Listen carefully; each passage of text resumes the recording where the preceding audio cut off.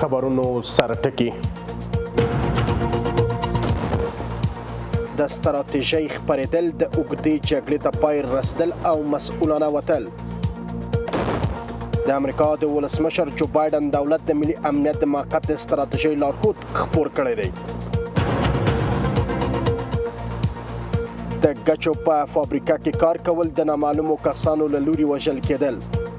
د ننګرهار چارواکي وایي چې په دې ولایت کې د 2 بېلابېلو پیښو په ترڅ کې 8 تنه وژل شوي دي.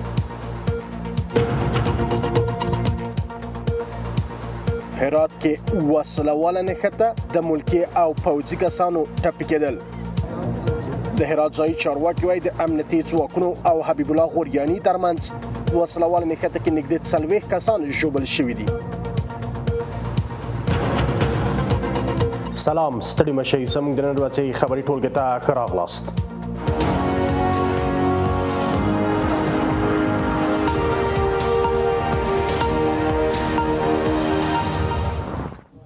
اوس هم پوره خبرونه.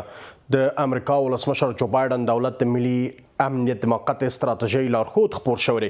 په دې لارښود کې د افغانستان په اړه راغلي په پام کې نه ده چې د امریکا نوی دولت په یو ناڅاپه جګړه کې چې د زرګونو کسانو ژوند یې اخیستل شوی ښکیل پاتې شي، بلکې هڅه کوي چې په افغانستان کې د امریکا تر ټولو یوه اوږده جګړه په مسؤلانه ډول باندې پای ته ورسوي. د امریکا د ملي امنیت لپاره د ولسمشر جو بایدن د ادارې د اعلان شوي لنډمهاله ستراتیژۍ لارښود کې د افغانستان جګړې په تړاو ویل شوي چې امریکا به تلپاتې جګړو کې چې ټریلیونه ډالره لګښت پرې راغلی او زرګونه کسانو ژوند یې اخیستی نه ښکیل کیږي.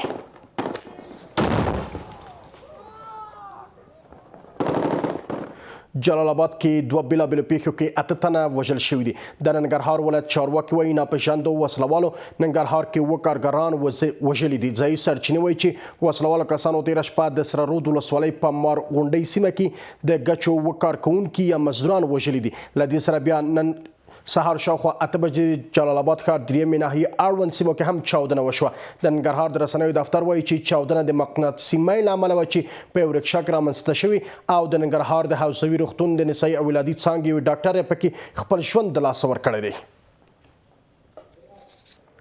د هرات ولایت ځایي چارواکي وایي چې د امنیتي ځواکونو او حبیب الله غوریاني د وسلوالو کسانو ترمنځ په نښته کې د ښځو او کوچنیانو پر ګډون ګڼ شمېر کسان ټپیان شوي دي.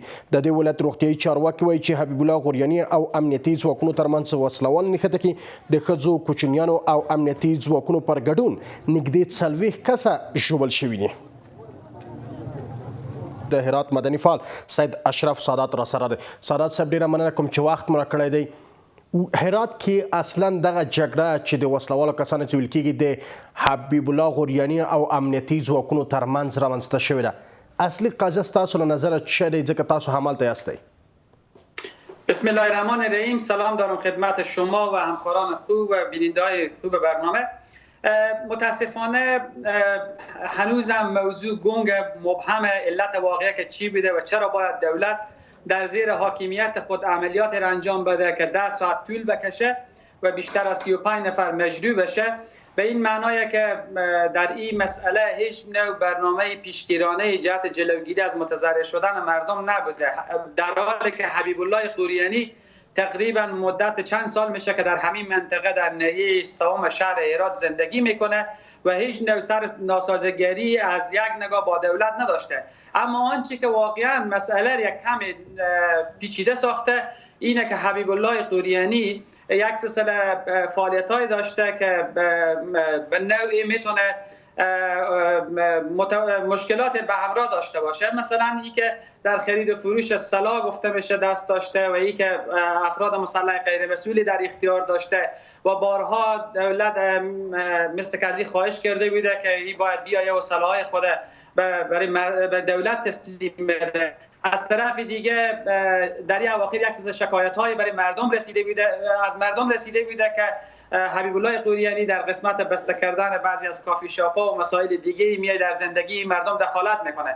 برای این فکر میکنم این آدم به نوع یک سلسله مشکلات برای مردم محیط خلق کرده بوده و تا اینکه دیروز انمی حادثه اتفاق افتاده و عملیات انجام شد که 10 ساعت طول کشید.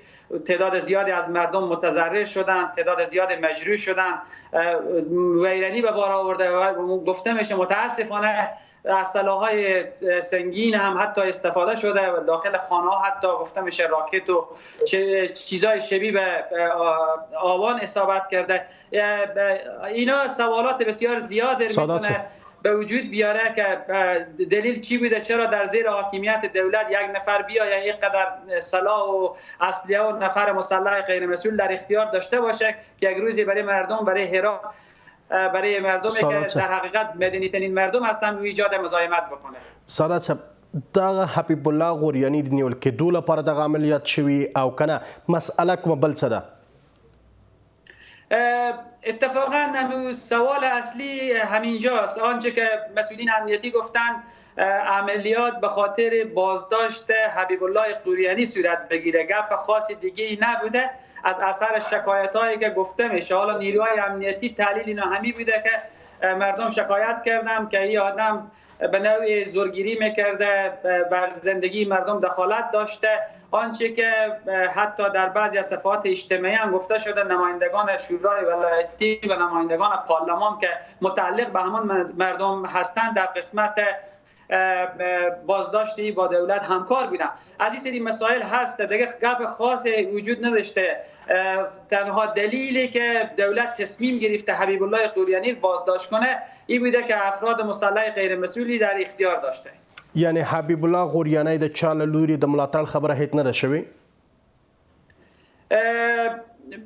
او دیگه وظیفه نهادهای کشفی استخباراتی و امنیتیه که بیاین واضح بسازم که جدا از بحث در اختیار داشتن ای که حبیب الله غوریانی تعداد از افراد مسلح غیر مسئول در کنار خود داشته، دیگه کدام فعالیت ها را انجام میداده، اگرچه اتهامات وارد بر عمل کردی و در بعضی از مسائل دیگه که امیدواریم مسئولین زیده پلیس، امنیت ملی و نهادهایی که در راستای امنیت شهروندان مسئولیت دارن بیان برای مردم وضاحت بدن. اگر خدایی نکرده این موضوع گنگ و مبهم باشه، خیلی بحث‌های جدیدی میتونه به میان بیاره، فاصله بین مردم و دولت ایجاد کنه. امیدواریم هر آن چیزی که در پشت پرده وجود داره و در نزد نیروهای کشفی استخباراتی هست برای مردم بازگو کنن، به خاطری که متاسفانه از اثر اتفاق افتادن این قضیه فاصله بین مردم و دولت میتونه بیشتر بشه و به نوع اگر ابهامات واضح نشه میتونه حتی جنبه قومی و مسائل دیگه هم به خود بگیره. سادات صاحب اوس وضعیت بیا څه ډول په دغه سیمه کې چې وسلوال نښته پکې رامنځته شوې وه؟ آنچه که گزارش شده تعداد 8 نفر تا 10 نفر فکر میکنم از افراد مسلح آقای غوریانی گرفتار شدن. عملیات بعد از 10 ساعت ختم شده، تقریبا طرفهای صبح 3 شب گذشته ختم شده. منطقه آرامه، کدام بحثی نیست، اما اعتراض مردم نی بر ویرانی‌هایی که به بار آورده. یکی از بحث‌هایی که ما به عنوان نهادهای حقوق بشری خواهان از این هستیم تا متضرر شدن مردم به گونه همه جانبه بررسی بشه که عامل بیشتر کی عامل بوده تا مردم بیشتر زخمی بشن، مجروح بشن، متضرر بشن، خانه‌ها اونا راکت بخوره و از این سری مسائلی هست که نیاز به بررسی بسیار جدی داره که امیدواریم در این راستا یک هیئت حقیقت‌یاب بیاید موضوع به گونه هدفمند با نمایندگان مردم منطقه بررسی کنه تا خدای نکرده در همچین شرایط ما دوچار یک آشفتگی اجتماعی نشیم و باز هم از اثر اتفاق افتادن همچین مسائل فاصله بین دولت و مردم به وجود نیاید. مردمی که واقعا حالا مردم منطقه جبرائیل شهر هرات بیشترین نیرو در چوکات نیروهای امنیتی دارن، بیشترین نهادهای مدنی دارن، یعنی در کل در همه سطوح همکار دولت بودم. اما این اتفاق میتونه که خدای نکرده باعث به وجود آمدن فاصله بین دولت بشه که امیدواریم دولت از عمل کرده که در دیشب تا امروز انجام داده برای مردم پاسخگویی داشته باشه. من کوم سادات صاحب چې واخ مرا کړ ګلبدین حکمتیار وایي چې دوحې خبرې بې پایلې دي او باید ورته بله لاره ولټول شي. ګلبدین حکمتیار ټینګار کوي چې د خبرو دوام لامل ګرځي چې د ملکي کسانو ډیری وژل کېدل رامنځته شي. دا همدارنګه د سولې په اړه باندې وایي چې یو بله مرجع چې د پریکړې نیونې صلاحیت ولري هغه هم باید رامنځته شي او همدارنګه د دوحې پر ځای باید د خبرو لپاره بل ځای وټاکل شي. د حزب اسلامي د مشر پر خبره امریکا پریکړه لري چې تر یو بلې میاشتې پورې د سولې بهیر پایلې ته د رسېدو لپاره یوه ناسته برابره کړي. اجازه نخواهیم داد که فاجعه بن یک بار دیگر تکرار. د افغانستان سولې لپاره د بایدن تازه برنامه کې د ملګرو ملتونو سازمان رول غښتلی شوی او شاید چې د انتقالي دولت جوړښت لپاره خبرې پرې شوي وي. د امریکا بهرنیو چارو وزارت یو چارواکي ولیدي چې د افغانستان شته وضعیت په تېرېدو څرنګوالي لپاره د طالبانو په شتون ټول ګډونه دولت جوړښت دوه توکي دي چې نړیواله ناسته کې پریکړه نیول کیږي. د امریکایي چارواکي د خبرو پر بنسټ دا طرحه له ولسمشر غني او د افغانستان سیاسونو سره شریکه شوې او طالبانو سره به نن شریکه شي. د ولسمشر غني ملي امنیت صلاحکار وایي دا طرحه باید لومړی کې د دایمي سولې د ټینګښت ضمانت وکړي. د بایدن ادارې د افغانستان سولې بهیر لپاره تازه خپرونه ترتیب کړې او جزئیات تیرو 3 ورځو کې له دولت او د افغانستان له سیاستوالو سره شریک شوي دي. د یو موقت دولت د جوړښت احتمال هم د دې خپرونې یوه برخه ده. د امریکا بهرنیو چارو وزارت یو جګپوړی چارواکی ټینګار کوي چې تمه لري ډیر ژر د افغانستان سولې په اړه یوه ستره نړیواله ناسته ترسره شي او په هغه کې له موجود وضعیت څخه د افغانستان تېرېدو څرنګوالی د یوه موقت دولت ټاکنې ته په پام سره چې د طالبانو په ګډون ټولې خواوې پکې ګډون ولري تر څېړنې لاندې به ونیول شي. میتونن که بالای یک حکومتی که با افراد و اشخاصی که وابسته به طالبان و به حکومت نباشه ایجاد شود به خاطر اینکه ما بتانیم بالاخره راه را باز بکنیم به یک انتخابات آزاد و عادلانه. د دغه جګپوړي امریکایي چارواکي په خبره د دې طرحې جزئیات به نن په دوحه کې د طالبانو رهبرانو سره د زلمي خلیلزاد له لوري شریک شي. تر دا مهاله د دې ناستې وخت او ترسروي ځای مشخص شوی نه ده، خو د دغه امریکایي چارواکو له خبرو داسې ښکاري چې امریکا د دغې ناستې ترسروي لپاره بیړه لري. د دې سربیره چې د روان میلادي کال میاشتې څخه وروسته په افغانستان کې د بهرنیو ځواکونو دوام یا د حضور پای ته رسېدو لپاره هم روښانه ځواب نه ده ورکړل شوی. حکومت مذاکرات ځنډوي، د څلور کاله چې پاتې دي هغه په وخت تېروي، نو بیا کېدلی شي چې بعضې د افغانستان سیاسیون نور خلک او طالبان په بل ملک کې سره کښېني او خپله یو فیصله سره وکړي. د افغانستان لپاره د سولې تازه خپرونه کې د ملګرو ملتونو سازمان ونډه برسېره شوې ده. ویل کېږي چې د افغانستان سیاستوالو په ډله کې هم له دې خپرونې څخه د هرکلي کچه زیاته ده، خو د هیواد د ملي امنیت صلاحکار ټینګار لري چې د افغانستان دولت لپاره له بل هر مورد څخه په افغانستان کې د ثبات ټینګښت لپاره اجرایی ضمانت مهم دی. ما برای صلح کار میکنیم، هر چیزی که صلح بیاره، ولی پیش از اینکه صلح تضمین شود هیچ چیز باید سرش تنها غیر از صحبت دیگه کار نیم. ما تضمین برای صلح و ثبات در افغانستان میخواهیم. هر طرحی که مطرح میشه باید صلح و ثبات تضمین کنه و به این تضمین باید هم جامعه بین المللی و هم طالبان پیش از پیش به افغانستان و به مردم افغانستان تضمین کرده بده. آمریکا لا هم د دوحې بهیر یو مهم بهیر بولي، خو وایي دغه ستره ناسته یوې سیاسي هوکړې او اوربند ته د رسېدو لپاره لاره هواروي. قرار است آقای خلیلزاد به زودی وارد دوحه گردد و پیام‌های خود را با هیئت جمهوری اسلامی افغانستان شریک گرداند. د امریکا بهرنیو چارو وزارت دغه جګپوړي چارواکي د خبرو پر بنسټ د راتلونکي کال په سرلیک کې د تاوتریخوالي د کچې زیاتوالي احتمال شتون لري، خو د اوربند ټینګښت لپاره هڅې باید دوام ومومي. د نوي دولت د رامنځته کېدو خبرې مطرح کیږي. دغه خبرې چې اوس مهال ویل کېږي دغه حکومت به څه ډول رامنځته کیږي او د دوحې خبرې آیا پایله ورکوي که نه. مونږ د سولې لوري ته روان یو او که نه. پر دې موضوع باندې بحث کوو. سیاسي شنونکی آصف ننګ را سره پرلې کړی. ننګ صاحب مننه کوم چې وخت مو راکړی دی. تازه خبره دا ده چې اوس مهال د امریکا له لوري نوې برنامه د ملګرو ملتونو سازمان د ونډې پر اساس باندې رامنځته کیږي، هغه د انتقالي دولت جوړښت دی. فکر کوئ دا انتقالي دولت به څه ډول وي، تر کومې کچې به د منلو وړ وي؟ آیا افغانستان سولې ته رسوي؟ سلام باندې کوم.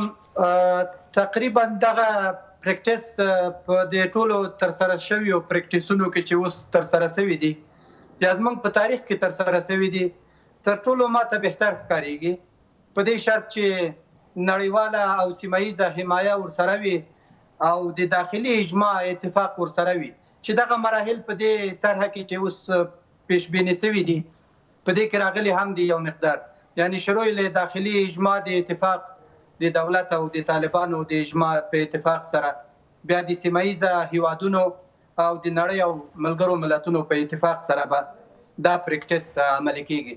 زما په نظر ښه پریکټیس ده، اما پیش بینی دي خو ودې لا ډیره سخته ده د افغانستان غوندې شرایطو کې چې کومې طرحې کامیابیږي او کومې ناکامیږي.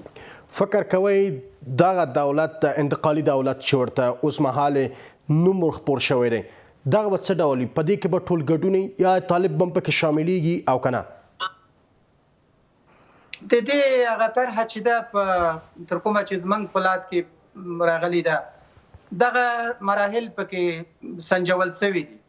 یعنی اول اتفاق د طالبانو د افغانستان د حکومت ده یا د داخلي اجماع په دې باندې ده چې دا طرحې سره دوی لاړ شي. زه فکر کوم لا وخت یې ورکړی دی چې دوی فکر پرې وکړي.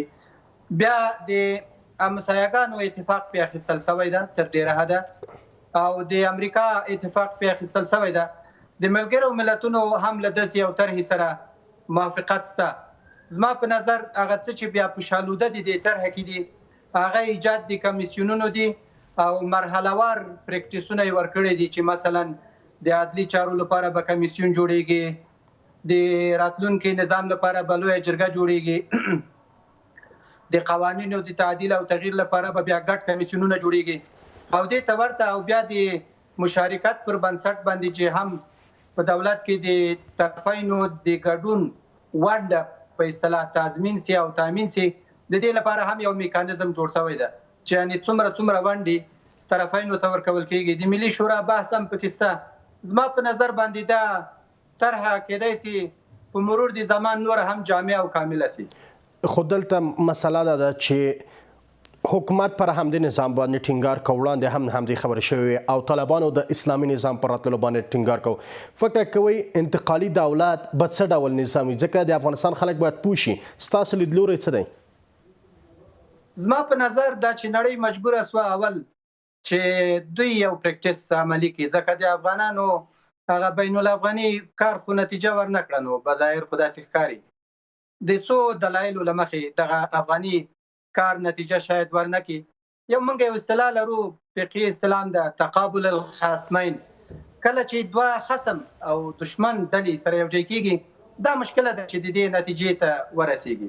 نو دغه فارمټ موجوده چې د مذاکراتو شروع شوی ده دا نیمګړی فارمټ ده، یعنی دا جواب دی نه و، په دې کې منځګړیتوب نه و، په دې کې د فشار قوه نه وه، په دې کې د متحد کولو د ژمن کولو لپاره داسې قوه نه وه او د ژمنو د عملي کولو او پلي کولو لپاره داسې میکانیزمونه په دې کې نشته.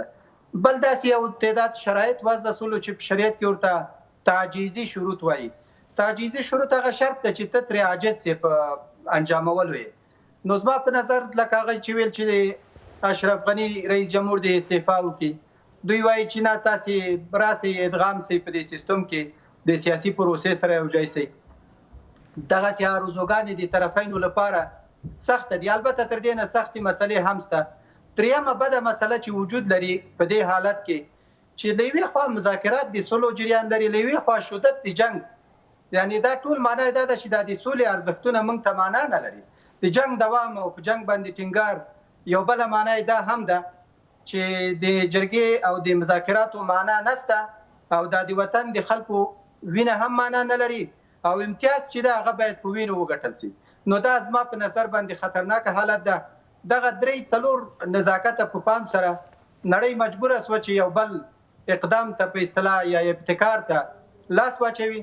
زما په نظر دغسې طرحه پخوا د ډاکټر نجیب په وخت کې په 1988 کې د بیننسوان په دوره کې د دیګو کوردویز لخوا د عملي کېدو کار یې شروع سو، اما طرفین ونه منله. هغه اولینه مشکل چې دغه طرح داخلي اجماع په اتفاق نه کو. همدغه مسله چې تاسو ورته اشاره وکړه چې د جګړې یا د تاوتریخوالي دوام سره د افغانستان خلک هم تمه همداره چې په هیواد کې سوله ټینګښت عمومي او کچیر د سولې ټینګښت لپاره یوازې د دوی مسله دا د خلکو غوښتنه ده چې جګړه ودرول شي. که مذاکرات څومره دوام کوي فقط مذاکرات په دوران کې باید جنگ ودرول شي، ځکه نور د افغانستان خلک د جګړې لپاره حوصله نه لري ول د مذاکراتو لپاره حوصله لري. فکر کوي دغه دولت سره رامنځته کیږي افغانستان کې تاوتریخوالی ورسره درېږي، یعنې تاوتریخوالی به کموالی مومي، موږ به اوربان خواته ځو؟ یو مسله چې ډیره مهمه ده د منازعې تعریف ده. د منازعې لپاره جنگ ده، د طالب جنگ زما په نظر تعریف شوی جنگ ده، هغه چې د اساسي ستراتیژیک ارزښت ورته جنگ ده. او د تاسو اشاره وکړه ننګ صاحب دلته اجازه تاسو راته اشاره وکړه طالب جنگ تعریف شوی دی، څه ډول تعریف دی؟ تعریف د جنگ دا د جنگونه خو ډیر قسمه دي، اوبو جنگونه، د خاورې، د اراضي، د جغرافیا، د قوم، د ارزښتونو جګړې، دا هدفمند جګړې دي. خو کله که جنگ هدف وګرځيږي چې په خپل جنگ کول هدف وي، بیا نو سخت ده چې سوله راسي. زما په نظر طالب خپل جنگ ته جهاد دی، همدا کار همدې ته کار ویلی ده چې دا همدا نهایي هدف ده، یعنی د کوم بل هدف لپاره نه، بلکې دا چې شهید سي، جنت ته لاړ سي او هوري وګټي، دا د دوی لپاره هدف ده، یعنی له دې دنیا نه تک او دغه دوام د دې کار. نو دغه دوه عالمه پخلا کول مشکله ده. که جنگ د قدرت لپاره وای نو بیا د قدرت د مشارکت لارې جګړه ختميږي، او که جنگ د ارزښتونو جنگ وای بیا د ارزښتونو په مجدد تعریف کې جګړې طرفین نږدې کېږي یو بل طرف ته. او یو بل عامه مسله چې د استراتیژیکي لحاظه جنگونه هغه وخت په سولې باندې منتج کېږي چې پکې مبانی اساسي سي، مثلا د بورد امکان نوي او د باخت او برد امکان پکې وي، بیا سوله راځي، او برعکس د دې مسایلو چې د باخت امکان پکې وي بیا هم سوله راځي. نو اوس طرفین زما په نظر تر یو حده د باخت په حالت کې دي، نه طالب ګټیالی کېږي نه دولت ګټیالی کېږي په دې توګه چې جنگ روان ده. د طالب جنگ ګوریلایي چریکي جنگ ده، موثریت په خپل حد کې لري، او د دولت هغه په اصطلاح تصفیوي یا چانیزه عملیاتونه یا د دوی هغه په اصطلاح ثابت موقعیتونه دا هم په ضرر دي. یعنی طالب چې کله دولت ډیره قوا لاړ سي دوی وتښتي، او د دولت پوسټې ثابته دي، په هغوی باندې طالبان جنگ کوي او دوی دغه میتود ته دوام ورکوي. دولت چې همدا پوسټې به هر ورځ به جنگ وي، نو پرمختګ پکې بیا نسته، جنگ فرسایشي حالت ته تبدیلیږي. د سولې امکان اوس په دې حالت کې چې مذاکرات هم موږ پریکټیس یې وکړو ښه نتیجه یې ورنکړه تر اوسه، بیا د نړیوال وساطت لازم ده. ننګ صاحب اوس مهال بیا د حزب اسلامي مشر یو بل څه ته اشاره کړې، هغه دا ده چې باید خبرو مکان یا ځای باید تغیر کړي، د دوحې خبرې پایله نه ورکوي، باید بل چېرته مذاکرات وسي. فکر کوي مذاکرات به چیرته کیږي او پر همدغه باندې باندې که بیا هم مذاکرات کیږي چې د دوحې خبرې پایله نه ورکړي نو د بل ځای خبرې به څنګه پایله ورکړي؟ زما په نظر دا د مکان منطق پکې ډیر درست نه ده. یعنی مذاکرات په دې خاطر ناکام نه دي چې په قطر کې کیږي یا په یو بل ځای کې کیږي. مذاکرات په دې خاطر نتیجه نه ورکوي چې تقابل خصمین ده، اول فارمټ نیمګړی ده، تعجیزي عاجز کوونکي شرایط د طرفینو لخوا کې ښودل کیږي، اعتماد نه ده پکې بحال، او ستراتیژیک اهداف چې د طالب لپاره جنگ ده او د دولت لپاره په اصلاح مشارکت ده دا پکې تغییر نه خوري. که دغه منطق موجود وي نو که په کابل کې وي نو نتیجه خو نه ورکوي. دغسې وضعیت کې فکر کوئ حل لاره باید څه ده؟ ځکه ولسمشر غني ټینګار پر دې کوي چې تر څو دی ژوندی وي موقت حکومت مخ به څوک ونه ویني، او طالبان ویل کېږي چې د دې حکومت سره مذاکرې یا د دې حکومت په بډانه کې نه یوځای کېږي. فکر کوئ څه حل لار لري؟ زما په نظر د جمهوریت ریاست دریځ چې ده هغه قانوني دریځ ده، یعنی جمهور رئیس مکلف ده چې له خپل موقف نه، له وطن نه، له دغه ارزښتونو نه پاسباني وکړي او په همدې باندې مکلف ده.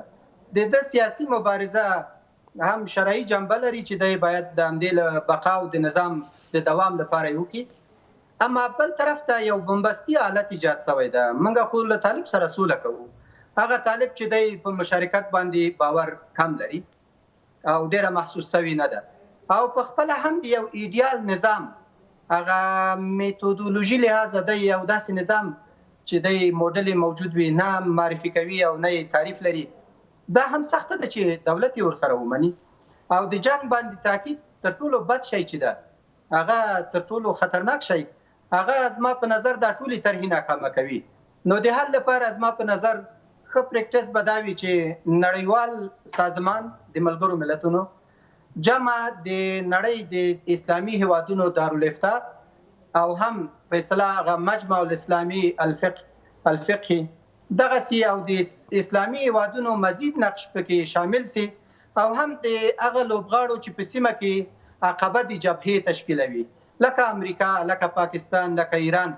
دوی عقبه د غایلې تشکیلوي یعنی د افغانستان جنگ نیابتي جنگ ده او دوی اطراف دي او د دې اطراف رضایت په دې طرح کې زما په نظر تر یو حد اخیستل شوی ده نو بیا په دې ترتیب سره به موږ یو دوامدار پریکټس تاسو چې شاید یو څو کال وخت ونیسي هغه به تدریجي سولې ته تګ وي لیک د مشارکت لاري لیک د حکومت د انعطاف او د نزول او یو برخه د قدرت مخالف طرف ته پریښولو یا د سهم ورکولو یا د انضمام د دې میتودونو لاري امکان استه. ډیره زیاته مننه کوم ننګ صاحب چې وخت مو راکړ کور مودان تر لاندې دمې وروسته دا خبر هم لرو. د افغانستان اوسنۍ جګړې ناروا ګڼل کېدل. بیا هم ښه راغلاست. د ولسمشر غني د ملي امنیت سلاکار وایي چې په افغانستان کې اوسنۍ جګړه مشروعیت نه لري او ټولو اسلامي هیوادونو او دیني عالمانو دا جګړه ناروا ګڼلې ده. حمدالله موحب وایي طالبان د جګړې اصولو ته ژمن نه دي او هر ځای کې د افغانستان خلکو پر وړاندې باندې جګړه کوي. د کورنیو چارو وزیر د امنیتي ځواکونو د پیاوړتیا او حرفه‌يي کېدو څخه خبر ورکړ.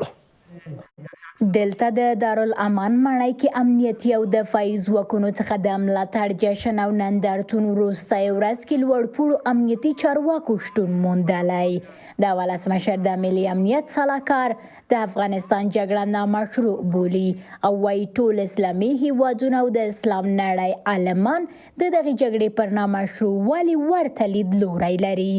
غیر د یو هیواد نه چې د هغوی علما یعنی په نوم معلوم علما د دې جنگ ته مشروعیت ورکوي نو ټولو هیوادونو ټول اسلامي نړۍ ویلي دي چې دلته دا جنگ مشروعیت نه لري دا مسلمان وژنه ده.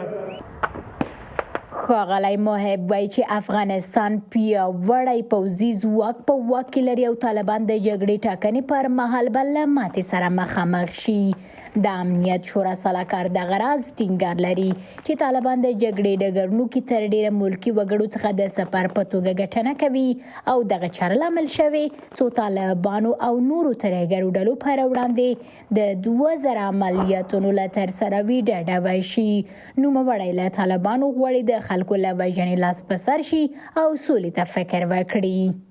چې طالب په سوله نه په جنگ مصروفه دی د جنگ طرحې د کوي طالب باندې غږ کوو چې د افغانستان او د مسلمانانو وژنه بند کړي په سوله باندې فکر وکړي راځي چې په مشترکه توګه باندې په افغانستان کې امن او ثبات حاکم کړو.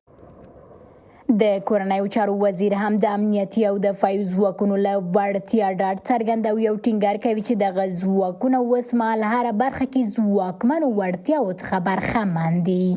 نیروهای امنیتی و دفاعی از ظرفیت تکنیکی، تکتیکی، استراتژیکی و مدیریتی کامل برخوردار هستند که از مردم افغانستان دفاع کنند و انشالله در صورتی که طالب تیاری‌های خود برای جنگ بگیرند نیروهای امنیتی آمادگی کامل داره. له دې سره د کورنیو چارو وزیر تیرو 3 میاشتو کې د کابل نامنیو کې د لاس درلودو په تړاو د 400 کسانو له نیولو خبر ورکوي او ټینګار کوي چې څو نورې ډلې چې د پلازمینې نامنیو کې لاس لري په نښه شوي او ډیر ژر به ونیول شي. د بلخ ولایت سیمهییز چارواکي وایي چې د دې ولایت د احدادي ولسوالۍ اړوند 40 جریبه ځمکه کې ښارګوټی چې د زورمندانو له لوري غصب شوی و ویجاړ شوی دی. بلخ ولایت کې د زورواکانو لخوا د دولتي ځمکو غصب دغه ولایت کې له جدي ننګونو یوه شمیرل کیږي. د بلخ والي وایي چې د زورواکانو لخوا د غصب شویو ځمکو بیرته اخیستنې پر دوام یې یو غیر قانوني ښارګوټی د غصب کوونکو له منګولو بهر کړی او د ځمکو ادارې ته یې سپارلی. 36,000 جریب زمین است که بعض ساختمان‌های خودسر شما عملاً دیدیم که ما تخریب کردیم. در روزهای گذشته 15,000 جریب و بود که اونا را هم تخریب کردیم و انشالله که هر روز تلاش ما این است که این زمینایی که غصب شده و خودسر به نام پروژه ها از مردم پول گرفته شده اینا را کلش تصفیه بکنیم و این روند ما ادامه خواهد داشت. فرهاد عظیمی خبرداری ورکوي که چیرې د ځمکې غصب کوونکي دولتي ملکیت خوشي نه کړي د حکومت جدي چلند سره به مخامخ شي. مخکې د بلخ والي ویلي و چې د دولتي بنسټونو یو شمېر کارکوونکي سیمه ییزو زورواکانو سره همغږی کې دغه ولایت کې دولتي ځمکې غصب کوي.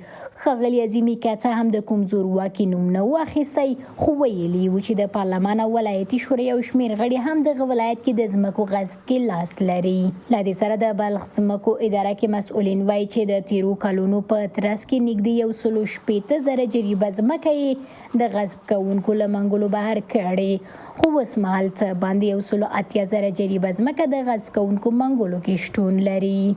بیشتر از 180,000 جریب زمین در سطح ولایت بلخ در سالهای دهه 70 تا امروز تحت غصب قرار داشت که از اون جمله ما همیش مانده ما 160,000 دیگر ما از غاصبین کشیدیم در انتهای سالهای تقریبا از سال 80 به این طرف اینا کشیدیم. بل لوري د بلخ امنیه قومندان د ځمکې غصبینو پر وړاندې پر مبارزې ټینګار لري او وایي تر اوسه 10 کسان یې د ځمکې غصبونې په تړاو نیولي دي. 30 نفر گرفتیم موضوع تحقیق بررسی صورت میگیره. کسایی که لزامیت پیدا میکنه و وقت ما میتونیم بگیم که فلانی اینا غصب کرده و مردم توزیع کرده. دیگه حالا میبینید که ما تخریبش کردیم و هیچ نوع یک مورد هم تلاش میکنیم که باید به نام غاصب نمازار باید نباشه. هر کسی غاصب است و پنجه قانون باید سپرده شود. له دې سره د بلخ والي ټینګار کوي چې تیره یوه میاشت کې څه باندې 50,000 جریبه ځمکه د غصب کوونکو له منګولو بهر شوې او دغه بهیر دوام لري. تر لنډې دمې وروسته دا خبر هم لرو. غور ولایت کې د تحسن خیمې درېدل د والي د ګوښه کېدو څخه خبرې کول. بیا هم ښه راغلاست. د غور ولایت ځینې اوسیدونکي د دې ولایت مرکز فرسکو ښار کې د تحسن خیمه وهلې او د والي د لرې کېدو غوښتنه یې کړې ده. لاریون کوونکي خبرداری ورکوي که چیرې مرکزي حکومت د دوی غوښتنو ته پاملرنه ونه کړي د محلي حکومت او خلکو ترمنځ به واټن زیات شي او ناامنۍ زیاتوالی او تاوتریخوالي د زیاتوالي لامل بشي. خو د غور والي وایي صلاحیت لري دغه کسانو پر وړاندې ګامونه واخلي چې مغرضانه موخې تر لاس لاندې لري. دوی د غور اوسیدونکي دي چې فیروزکو کې د پرلط خیمه درولي او دندې څخه د والي ګوښه کېدو غوښتونکي دي. لاریونوال د دغه ولایت والي نور محمد کوهنور د چارو مدیریت کې بېوسه بولي او وایي د مرکزي حکومت د غوښتنو خلاف چلند کوي. هغوی دغه راز ادعا لري چې د غور والي د دغه ولایت د نفت او ګازو د هغه امر د دندې پیلېدو مخالف دی چې د مرکزي حکومت لخوا ورپېژندل شوی دی. اگر رئیس جمهور هرچی عاجل به خواسته ها و نگرانی های مردم خود توجه نکنه باعث خشونت و افزایش بیشتر فاصله بین اداره محلی غور و بین مردم غور خواهد شد. والی صاحب توانایی مدیریت نداره و همچنان والی صاحب احکام مقامات بالا را نمیپذیره. والی صاحب همیشه در بین مردم تفرقه ایجاد کرده و ایجاد میره. د غور والي که څه هم سوله ییز لاریونونه د خلکو حق بولي خو ټینګار کوي چې اجازه نه ورکوي یو شمېر دغو حرکتونو څخه د ورانکاره موخو ته رسیدو لپاره ګټنه وکړي. و او تظاهرات که سازماندهی کرده کسانی ما ضد منافع یازونا واقع شدم و او یک حقیقت های هست که بعدا انشالله در خدمتتان میرسانم اگر این تظاهرات های مغرضانه دوام پیدا بکنه. هم مهاله یوه بله خیمه هم والي څخه پر ملاتړ د ولایت ودانۍ مخې ته درول شوې. یوه بله خیمه هم د روغتیا پالانو لخوا د دغه ولایت عامې روغتیا ریاست پر وړاندې درول شوې. روغتیا پالان د خپلو امتیازاتو ډیروالی غوښتونکي دي.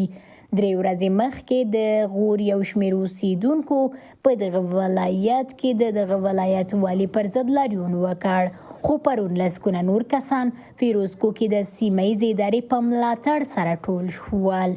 لاریونونه په داسې مهال د غور والي پر وړاندې جوړښت مومي چې تیره اونۍ وسله والو کسانو د دغه ولایت مرکز کې د بسم الله عادل د کورنۍ یو شمېر غړي یې په ډزو وویشتل. غور ولایت کې له څو ورځو را په دې خوا لاریونونه او همدارنګه د تحصن خیمې وهل شوي. وایي چې د دې ولایت د والي څخه ناراضه دي او له مرکزي حکومت څخه غوښتنه کوي چې باید له دندې څخه دا والي لرې کړي. دا چې دلیل پر څه کې دی، ولې دا کار شوی، ولې خلک ناخوښ دي له کړنو څخه، ولې د غور ولایت نه دی توانېدل د خلکو پر غوښتنې باندې عمل وکړي. پر دې موارد باندې بحث کوو. د غور والي نور محمد کوهنورد را سره پر لیکلی. والي صاحب مننه چې وخت مو راکړی دی. د غور کې د 4 ورځو را په دې خوا ویل کېږي چې د مقام ولایت مخ ته حتی تحصن خیمه وهل شوې ده او ستاسو د لرې کېدو غوښتنه یې کړې ده. ولې درنه د غور خلک ناخوښه دي؟ دلیل څه دی اصلي؟ سلام و عرض ادب خدمت شما و بیننده های شما. 4 روز قبل به دلیل از اینکه یک مکتوب سرپرستی بسته 4 در مواد نفتی از طرف یکی از وکیلا به نام تمیم عمر گرفته بود، خلاف قانون سرپرستی از طرف جلالتمآب رئیس جمهوری افغانستان منع قرار داده شده در تمام ادارات و دوایر دولتی. اینا یک تظاهرات تحت همین عنوان در راه انداختن و پشت سر از یک دوسیه دیستای مغرض دیگه هم است که منافع خود در اینجا در خطر دیدن. تظاهرات را برای انداختن، یک قفل در دروازه ولایت زدن و خودشان در دروازه محکمه و پلیس، یک قطعه پلیس از عملیاتی در اوجه یک خیمه تحصن برپا کردن. بعدا مردم شهر فیروزکو تمام اقوام در مقابل از اینا عکس العمل نشان دادن و خودی مردم آمد دروازه ولایت باز کردن، امیال اینجا حضور دارن و تمام امورات رسمی و دولتی به شکل نرمال به پیش میره. والی صاحب وایي چې تاسو مدیریتي کمزورتیا باندې تورنوي. مدیریتي کمزورتیا مو په کومه برخه کې ده؟ تشکر. کم مدیریتی به این معنا که ما در حالت جنگ قرار داریم و ما عملا در قسمت آیینگران 35 کیلومتری شهر فیروزکو یک عملیات آغاز کرده بودیم و این تظاهراتی که اینا انجام دادن البته در خیر مردم غور نیست، به خاطر ازی که مانع اما فرصت‌های ما شدن. این همین موضوع بود. دوم، بر علاوه از مردم و ملت غور یک قطار اکمالاتی که از طرف هرات آمده بود توسط مردم او راه هم باز شد. امیال امشب قطار از طریق آیینگران مواد خوراکه و اینا به داخل شهر فیروزکو شده. در این راستا هم انشالله تمام مشکلات حل شده. والی صاحب تاسو وایي چې مشکلات یا ستونزې هلته حل شوي. خلک د تحصن خیمه وهي. د تحصن خیمې شعار هم همدا دی چې هلته تاسو مدیریتي کمزورتیاوې لرئ، خلکو ستونزو ته رسېدنه نه کوئ. څنګه ویل کېږي چې تاسو د خلکو ستونزو ته رسېدنه کړې؟ تحصن خیمه څه لپاره وهل شوې؟ تحصن خیمه ما قبلا عرض کردم به خاطر یک بست 4 بود و خواسته های یک شخصی مشخص است که ما خدمتتان گفتم به او خاطر بود. امیال تمام شهرهای غور دولتیار و برای ترافیک باز است و نیروهای امنیتی مصروف تامین امنیت است در ولایت غور. در تمام ولسوالی های دگانه ولایت غور کدام مشکلی وجود نداره. وضعیت به شکل قبلی هست، کدام مشکل اساسی به میان نیامده. یک دوست دهت ویدیا هست. والی صاحب تاسو وایي چې ستونزه شتون نه لري. د غور ولایت کې د یو خبریال د کورنۍ غړي وژل کېږي، له ځانه سره کسان بول کېږي. تاسو د ولسمشر د استازي په توګه چې هلته یاستئ، څه کار مو کړی د هغې کورنۍ پر وړاندې؟ اون مشکل یک مشکلی بوده که قبلا ذات البینی بوده. در بین ازنا جنگ‌های متداوم در بین اقوام صورت گرفته، دشمنی‌های از قبل وجود داره و همچنان ای که خاندان یک ژورنالیست در اوجا کشته شده و قریه مربوط طالبا هست و در اوجا گروپ های طالبا بوده. اینا بدون خبر کردن ولایت در اوجا رفته بودن. هیچ کسی نه امنیت نه پلیس در جریان نبود. قبلا یک اتفاق افتاد، یک وکیل شورای ولایتی در اینجا کشته شده بود و ما برنامه شخصا خودم گفتم تو در او قریه دیگه رفت آمد نکو که طالبا در خود آسیبی نرسانه. به طور خودسر در اوجا رفته بود، این مشکل ایجاد کرد. والی صاحب د مدني ټولنې غړي د دې ولایت نیوکه کوي چې هلته اوس مهال هر څه په ټپه باندې ولاړ دي. څه کار کوئ؟ آیا خلکو ته خدماتونه وړاندې کولی شئ؟ بدون شک تمام خدمات ملکی و نظامی در خدمت مردم است. به حسن صورت ایجا عرضه میشه و خدمات رسانی میشه. از هر لحاظ کدام مشکلی ما در ایجا نمیبینم. امنیتي ستونزه مو حل کړې ورته د خبریالانو پر وړاندې د مدني ټولنې د غړو پر وړاندې باندې؟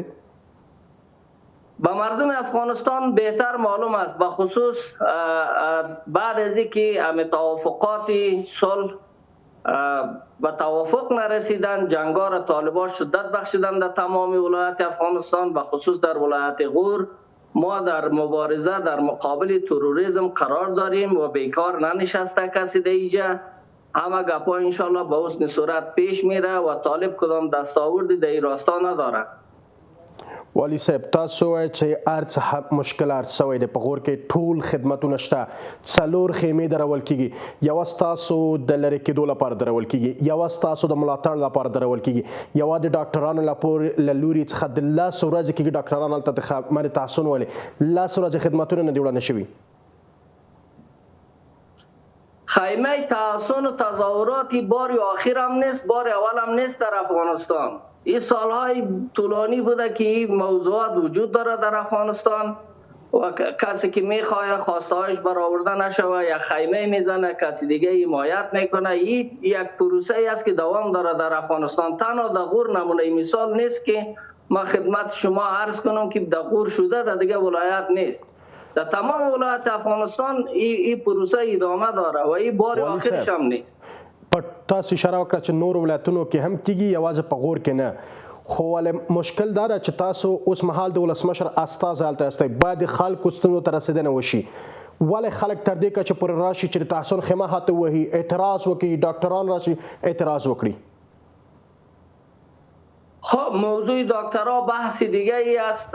در تشکیلات یازنا تغییرات آمده و کار دولتی هست و در مورد این خیمه های تحسن من قبلا هم بازم تکرار میگم که این بار اول و آخرش نیست و این خیمه های تحسن و تظاهرات ها در افغانستان زیاد صورت گرفته و او هم عین جزش است و ما شخصا به عنوان نماینده رئیس جمهور از خواسته های بر حق مردم همیشه حمایت کردیم و از تظاهرات هایی که به نفع جامعه و مردم و ملت باشه از او هم حمایت میکنم. کدام مشکلی ما در این راستا نمیبینم. والی صاحب په خپله وایي چې دا به آخري ځل نه وي دغه خیمه د تحسن څه وهل سوې ده. ولې آخري ځل نه دی؟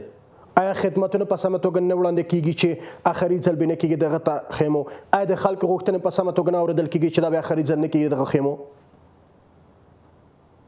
تنها ما بازم عرض کردم سر همین موضوع بار سوم خدمتتان میگم که مردم افغانستان میفهمه. به هر کس که یک مشکل و چالشی برمیخوره به یک خیمه و به یک چیز توسل میورزه.